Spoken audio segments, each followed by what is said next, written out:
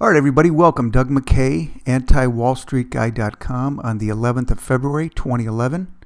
We are currently looking at a daily chart of the Dow. The Dow is closed near the highs for the day at 12,273.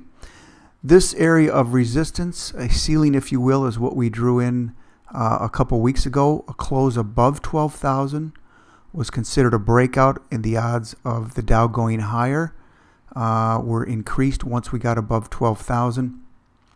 This blue line here, each week we have this in. This is a 50-day moving average. If we broke this area here, let's say the low on 128, again, if you look over to the left, you'll see it in a box. The low on 128 was 11,803. I would exit any positions tied to the Dow, or if you're trading the diamonds as an example.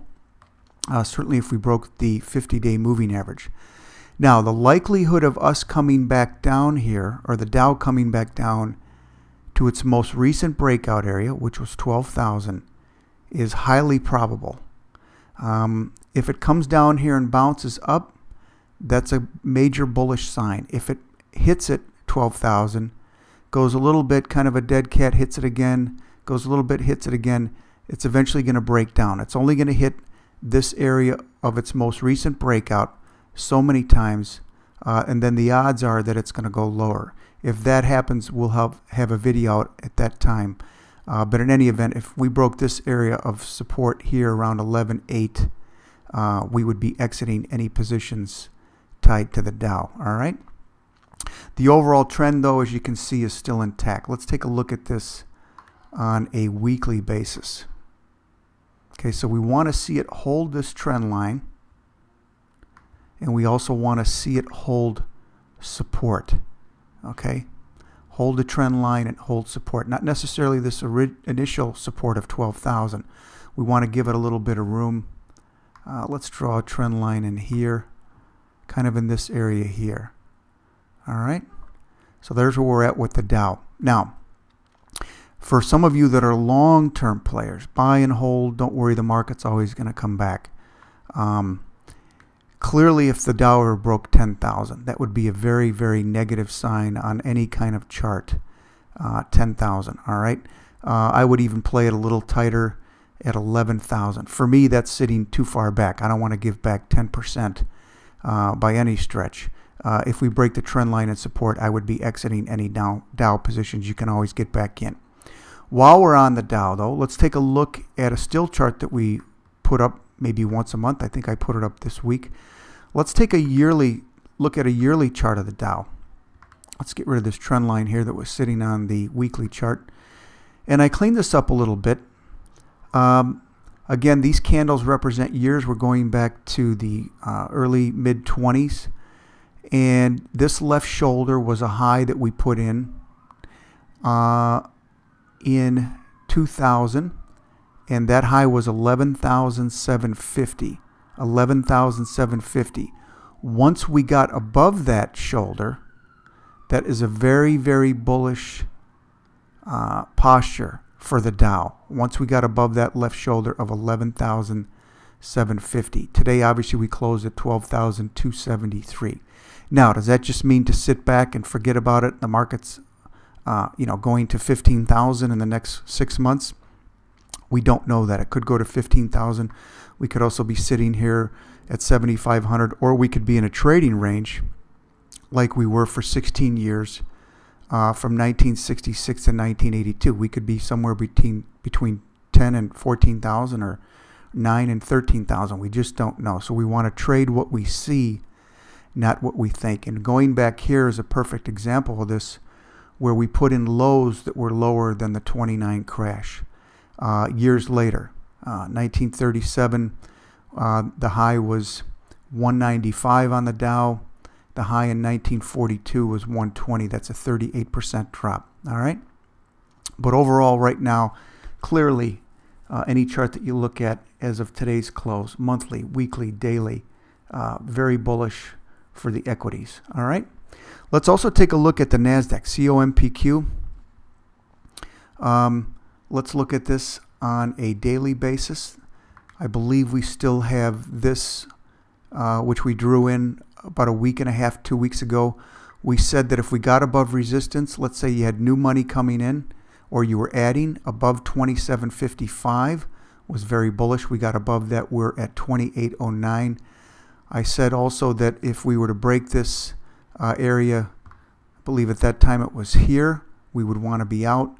But now that we are above 27.55, we kind of want to move that stop up. I would probably, at the farthest I would park back would maybe be just under 2,700. For me, I'd probably play it a little closer, go under this 2-1 candle, the February 1st candle over in the left there in the box. The low was 27.16. If we broke that, I would be out. If you wanted to even play it a little closer, again, you can always get back in above the most previous high.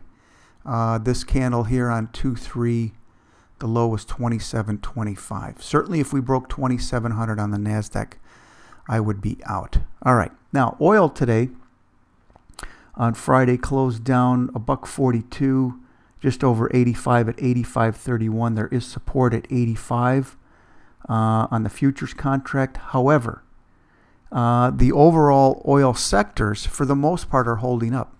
If we look at OIH, the trend line is still intact. I kind of extended this out today. If we look at let's look at the Ultra ETF, DIG, D-I-G.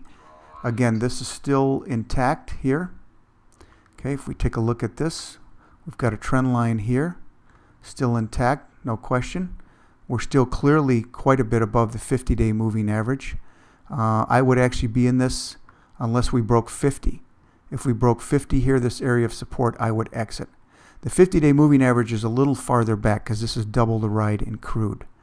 Now, some of the oil positions are not working. Most of them are, some aren't. USO, as an example, is not working. Let's take a look at this. We would have been buyers again with a close, and this is on a post, with a close above 39.25. We never got that. We continue to break down. We're below the 50-day moving average. So if you have some oil positions, make sure you pull up a chart. Make sure they're at least holding the 50-day moving average. But as far as I can see, Chevron, Exxon, Conoco all look good. So equities still look good, obviously, right? Oil looks good. Bonds do not look good. And I'm talking specifically anything that is tied to treasuries and various corporate bonds. The overall trend here is down. I almost see a 1, 2, 3, 4, fifth wave. Wave 1 is down, 2 is up. We have a wave 3, 4 is sideways, 5 is down. We may get a little bit of a bounce here, but the overall trend is down. I'd probably have to see a break above this level to even think about getting long bonds, unless we're trying to play a counter trend trade here off the floor. What else? Let's take a look at TLT.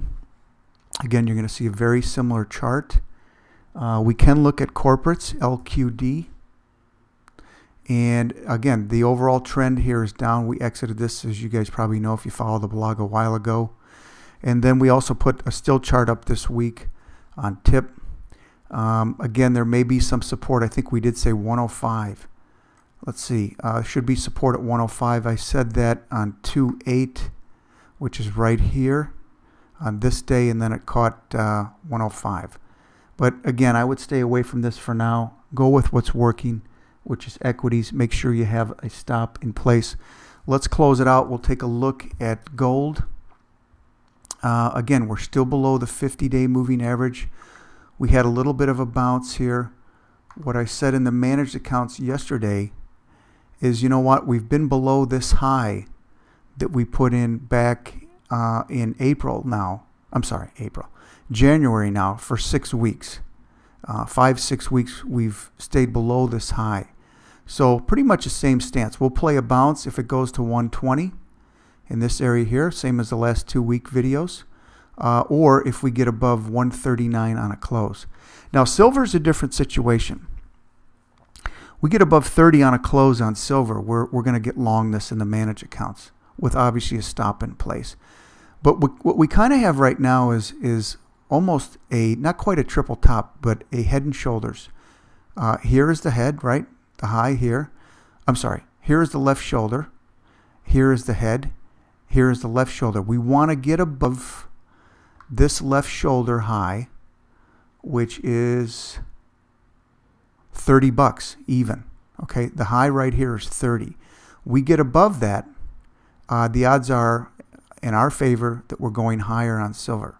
Okay, and at that point we would get long silver with a stop in place. Until then we're sitting out. All right, let's look at this a little closer on a daily chart. You can see that we ran up against it. We got a high as high as 29.80. Now we're looking for a close, not intraday, but we got a high intraday 29.80. We actually closed at 29.52 on the 9th. We want to get above this candle on a close. All right, we want to get above that candle on a close. Very simply, that is $30. All right, let's finish out with Apple, just for kicks. We put this up on the blog yesterday, but what I didn't do on the blog was draw in this trend line. But you can see before I put this trend line in is not only did we have a breakout here in Apple, we came down and pretty much got very close to its most recent breakout area. Okay, so it came down, hit that. But what I noticed yesterday after I put this post out, the still chart on the 10th, was we did hold that trend line intraday. Okay, so what does this all mean? This kind of means we want to see it hold the low that we put in yesterday, as I mentioned here. We want to see that hold the trend line, which happens to be the low yesterday. We also want to see it hold this area of support here, but let's just focus on this low here.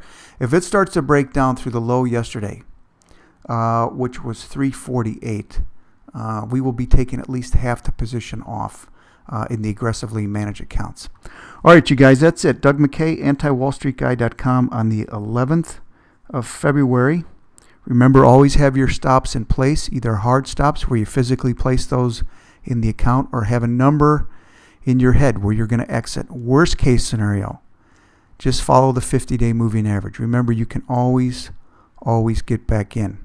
All right, we'll see you next week. Thanks, and thanks for listening to the radio show.